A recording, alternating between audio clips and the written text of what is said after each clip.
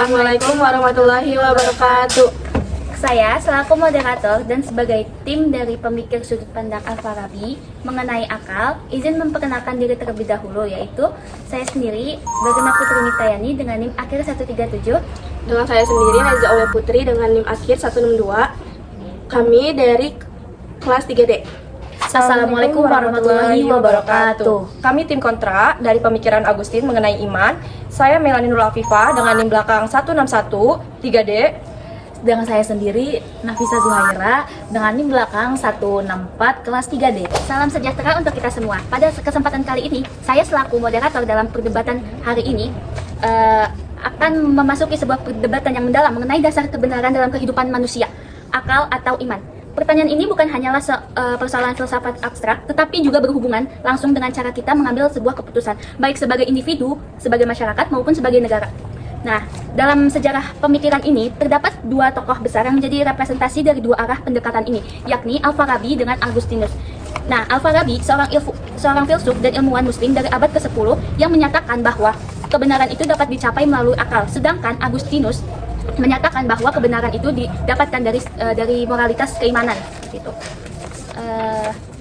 Nah, perbedaan pemikiran inilah yang menjadi sebuah dasar mosi debat kita hari ini, yaitu apakah hukuman mati tetap diberlakukan sebagai bentuk perlindungan rasional dalam menjaga stabilitas sosial. Seperti yang kita tahu bahwa RKUHP itu bukan hanyalah ditempatkan sebagai hukuman pokok saja atau sebagai hukuman utama, tetapi sebagai hukuman alternatif.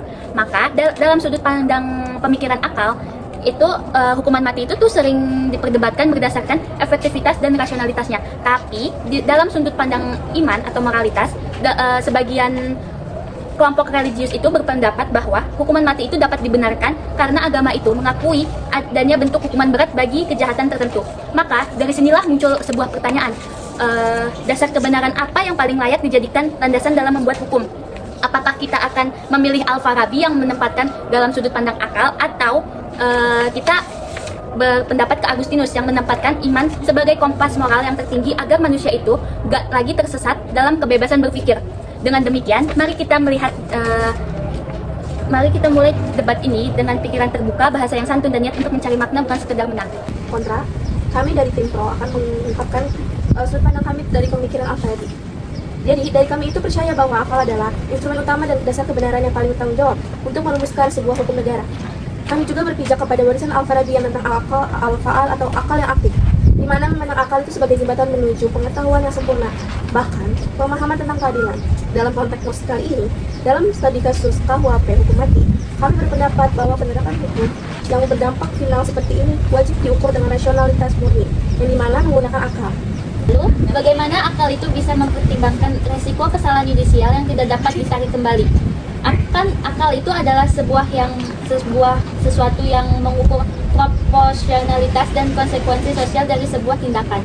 Akal juga harus menjadi hakim yang menetapkan batas-batas hukum, sedangkan dogma keimanan, meskipun dihargai, harus tetap menjadi urusan individu.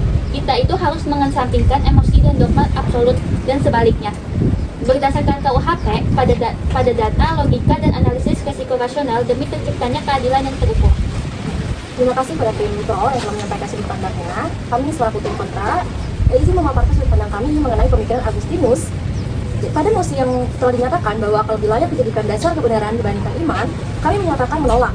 Kami berangkat dari pemikiran Santo Agustinus yang menyatakan word ad intellegas, yang memiliki arti percayalah terlebih dahulu baru engkau memahami. Bagi Agustinus, iman itu bukan lawan akal, tetapi dasar yang menuntun cara akal bekerja.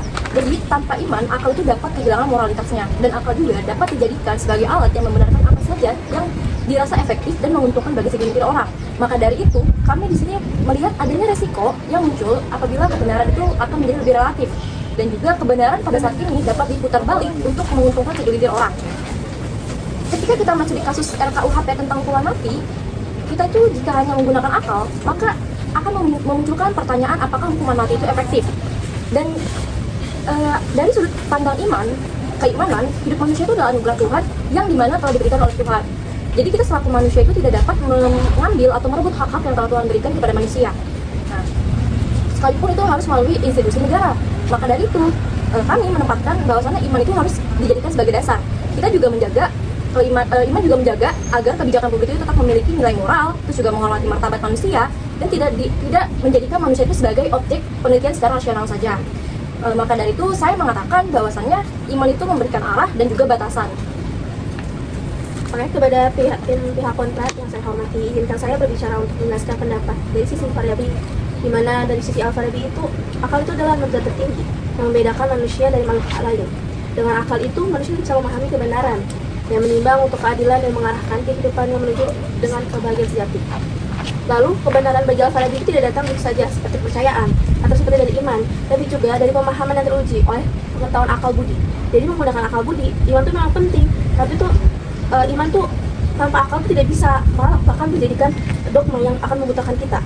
Dan sebaliknya juga akal itu memperkuat ketimpangan sosial, karena sering paling menjatuhkan hukuman mati itu adalah kepada mereka yang kaum miskin, yang tidak berkuasa.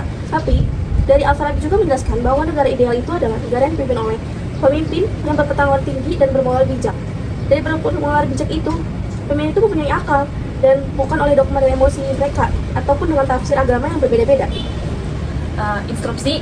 Jadi di sini saya berbicara dari sisi Agustinus, yang seperti kita tahu bahwa Agustinus ini seorang pemikir besar dari abad keempat yang meyakini bahwa kebenaran sejati itu hanya dapat ditemui dan kita dapatkan itu dari Tuhan. Dan di sini kamu menilai bahwa akal itu memang penting, tapi akal manusia kan juga mudah tergelincir oleh nafsu, kepentingan, dan bahkan ego kita sendiri. Nah, jadi kita bisa melihat nih dari sejarah terdahulu aja, banyak hukum yang katanya rasional, tapi justru malah menindas manusia. Bahkan dulu aja, perbudakan itu dianggap rasional dan diskriminasi itu dianggap wajar. Akan tetapi, menurut kami, semua itu adalah hal yang salah dan tidak dapat dibenarkan karena rasio tanpa iman tidak memiliki kompas moral. Dalam konteks RKUHP dan hukuman mati, iman memberikan arah moral bagi hukum. Iman ini mengingatkan bahwa setiap kehidupan itu adalah ciptaan Tuhan dan manusia itu tidak punya hak absolut untuk mengambil kehidupan orang tersebut. Dan ketika negara menjatuhkan hukuman mati, negara itu seakan menempatkan dirinya itu sebagai Tuhan yang menentukan siapa yang pantas hidup dan siapa yang pantas mati. Dan di sini nih letak bahaya hukum yang hanya mengandalkan akal tanpa adanya iman. Nah, Agustinus mengajarkan bahwa politik yang baik itu adalah politik yang tunduk pada nilai-nilai ilahi, kasih, pengampunan, dan keadilan yang berpihak pada kehidupan, bukan kematian. Nah, dan Santo Agustinus juga menegaskan bahwa manusia itu adalah makhluk yang jatuh ke dalam dosa. Artinya, akal ini tidak sempurna. Akal bisa salah, bisa menipu, dan bahkan bisa dipakai untuk membenarkan hal yang sebenarnya itu salah, tidak benar. Nah, karena itu, Agustinus ini mengatakan bahwa kebenaran sejati itu hanya berasal dari Tuhan dan hanya bisa kita dapatkan dari Tuhan, bukan dari manusia. Maka dari itu, akal ini tuh butuh iman sebagai pedoman.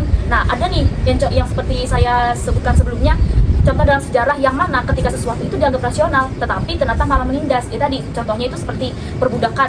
Perbudakan ini dulu pernah dianggap wajar dan logis. Terus diskriminasi diklaim ilmiah dan juga penindasan minoritas dianggap demi stabilitas. Nah, semua itu muncul karena manusia itu hanya menggunakan akal tanpa adanya fondasi moral yang benar. Oleh karena itu, akal tanpa iman bagaikan kapal tanpa kompas. Dia pintar bergerak tapi tidak tahu arah. Tapi kan pihak lawan kan bilang ya, kalau misalkan iman itu lebih penting karena akal manusia itu kan memiliki keterbatasan. Emang benar bahwa pernyataan itu tuh benar, tapi bukankah iman juga bisa aja terpecah berbagai tafsir? Kalau hukum didasarkan pada iman, hukum akan berubah sesuai agama dan tafsir yang dominan. Bayangkan nih, jika satu kelompok meyakini hukuman mati itu sesuai sama kehendak Tuhan, sementara kelompok lain menolak atas dasar belas kasih, maka hukum akan jadi arena tafsir, bukan arena keadilan. Nah, akal ini tuh hadir buat menyatukan perbedaan itu secara rasional gitu loh. Dengan akal, kita bisa merumuskan hukum yang adil bagi semua, bukan hanya bagi yang seiman. Makanya kan Al-Farabi itu mengingatkan bahwa kebenaran itu harus membawa masyarakat kepada al-sa'adah al-fadilah, kebahagiaan bersama yang berbasis pengetahuan, bukan ketakutan. Hukum yang rasional itu kan mendidik, bukan menakuti gitu loh. Instruksi. Jadi tadi kan pihak Al-Farabi itu mengatakan bahwasanya akal bisa menuntun kebenaran sekalipun dengan cara standar rasionalitas manusia yang berbeda. Nah, apa yang dianggap logis di satu budaya itu nggak bisa dianggap bermoral di budaya lainnya. Terus juga iman itu berfungsi sebagai fondasi nilai yang lebih tinggi karena dia sumbernya kan dari Tuhan. Terus juga bukan dari konsensus manusia. Dan dalam kasus hukuman mati, iman itu nggak cuma sekadar bicara hitam putih, tapi juga bicara tentang hati nurani. Karena kan iman mengajarkan ya bahwa keadilan tanpa kasih adalah kekerasan. Maka dari itu keadilan sejati adalah ketika hukum tidak hanya menghukum tetapi juga memberi kesempatan bagi manusia untuk bertobat dan memperbaiki diri.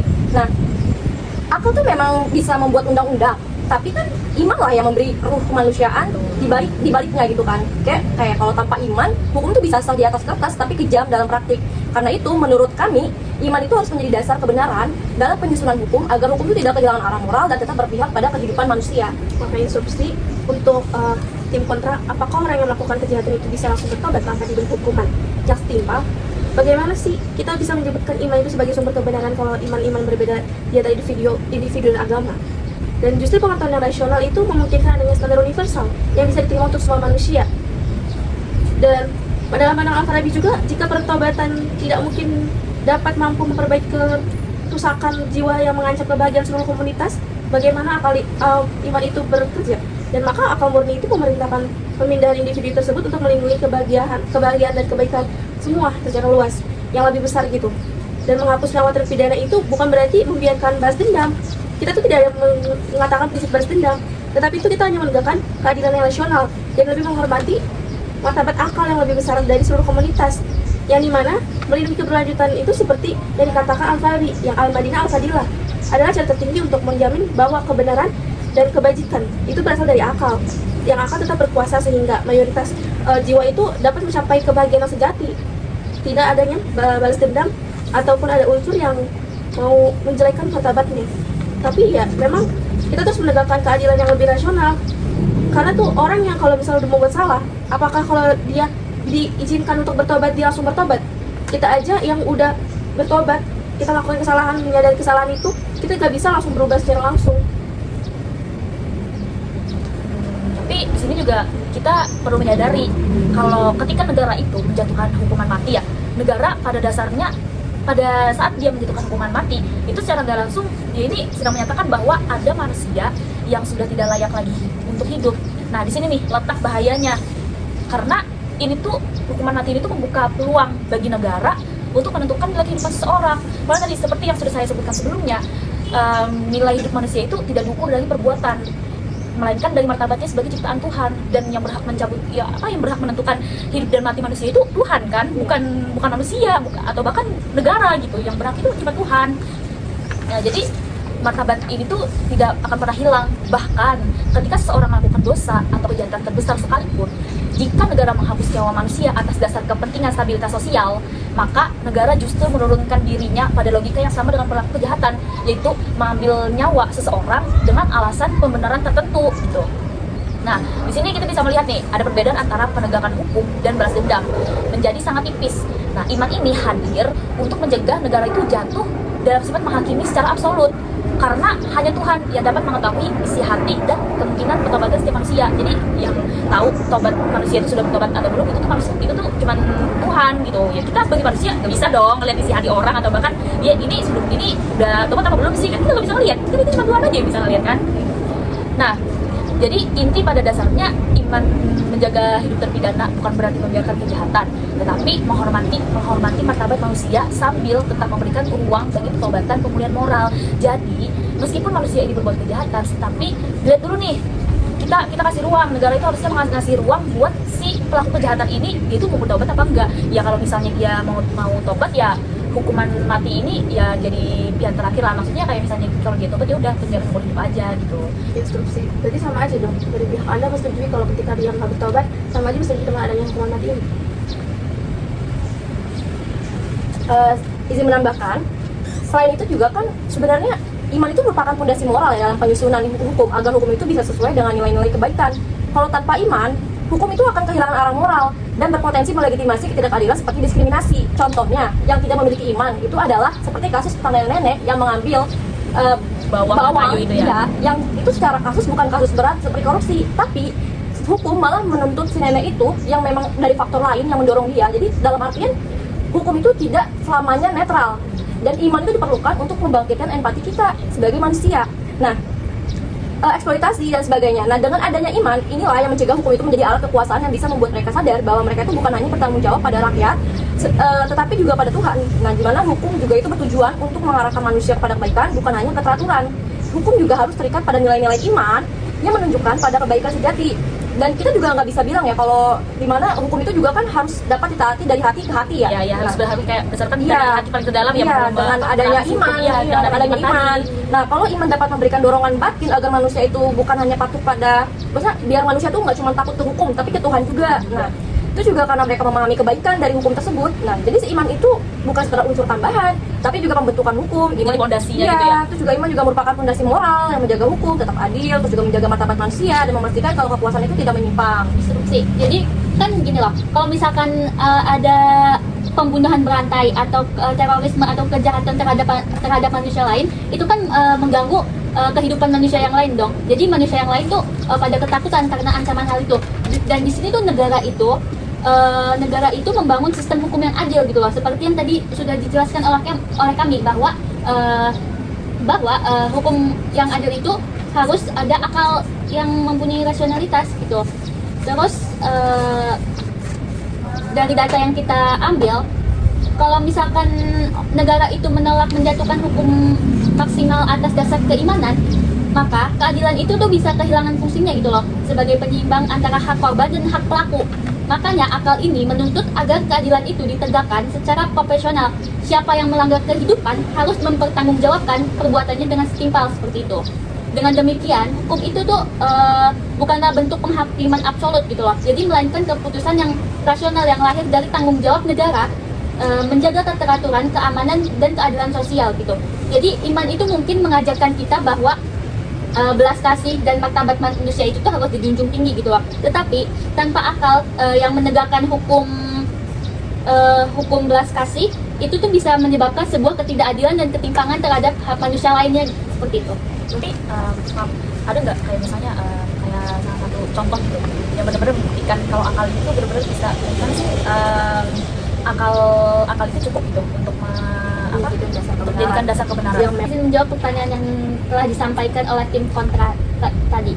Jadi ada contoh kasus nyata di Indonesia, yaitu ketika Mahkamah Konstitusi itu membatalkan rancangan undang-undang yang dianggap tuh menyeleweng gitu loh. Jadi keputusan itu diambil berdasarkan logika hukum, bukti, dan prinsip keadilan, bukan sekedar emosi atau tekanan politik saja seperti itu. Kita sudah melihat kan perdebatan hari ini sungguh-sungguh menyenangkan dan cukup seru. Saya selaku moderator mengambil alih lagi jalan debat hari ini. Dari debat ini tuh kita bisa melihat bahwa menurut Al-Farabi, pengetahuan dan iman itu bukanlah dua hal yang bertentangan, melainkan dua jalan yang saling melengkapi. Nah, dalam isu seperti RKUHP, hukuman mati, kebenaran itu nggak cukup dicari lewat logika hukum semata, tapi juga melalui refleksi moral dan spiritual. Nah, menurut Agustinus menegaskan bahwa hidup manusia itu adalah karunia Tuhan, sehingga hukuman mati melanggar kesucian hidup dan menutup peluang pertobatan seseorang. Akal manusia itu emang gak sempurna, sehingga resiko salah vonis tetap ada. Solusi yang menyatukan keduanya adalah menjadikan hukum mati bukanlah hukuman utama, tetapi pilihan terakhir. Seperti itu. Oke, sekian perdebatan hari ini. Saya selaku moderator izin untuk pamit undur diri. Terima kasih. Assalamualaikum warahmatullahi wabarakatuh.